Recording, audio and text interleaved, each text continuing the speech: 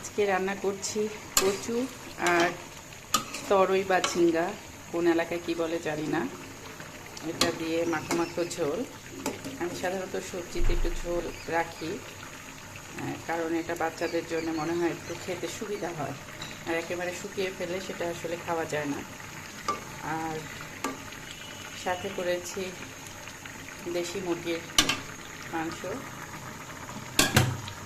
তো ওই তো যারা আমার ভিডিও দেখেন তারা জানেন আমি 2-3 আইটেমের বেশি রান্না করি না। এই তো এটা হচ্ছে মুরগির মাংস।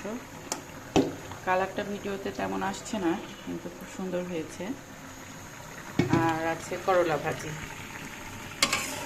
তো এই তো আমার আজকের দুপুরের আয়োজন। হ্যাঁ, এই টাইপের সবজিতে চিংড়ি মাছ দিলেও ভালো লাগে, তবে মাঝে মাঝে আমার মনে হয় একদম র সবজি খাবো, যেটা শুধু সবজি, সেখানে অন্য কিছু থাকবে না।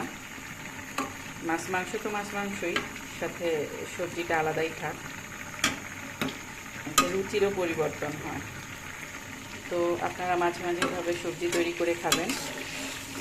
আবার সপ্তাহে 1-8 দিন শুধু সবজি দিয়েও বাচ্চাদের খাওয়ানোর অভ্যাস করবেন, কারণ আমরা আসলে এখন যে খাবারগুলো বাচ্চাকে দিই, মাছ মাংস, সেগুলো খুবই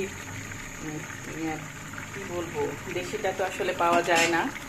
যারা খাওয়াই তারা সেটাও যে আসলে দেশি অরিজিনাল সেটাও বুঝি না। আমাদেরটা হয়তো অরিজিনাল, কিন্তু আমরা গ্রাম থেকে নিয়ে আসি, আর শহরে যেগুলো বিক্রি হয় সেগুলোকেও ফিট খাওয়ায়। তো সেই কারণে মাঝে মাঝে সবজি খাওয়ানোর অভ্যাসটা, যে একদিন বাচ্চাদের বলি আজ মাছ মাংসটা না খাই, শুধু সবজিটাই দিয়ে খাইয়ে দিই। তো আমার বাচ্চারা শুনে, আমি মনে করি যে আপনাদের বাচ্চারাও শুনবে, চেষ্টা করতে হবে।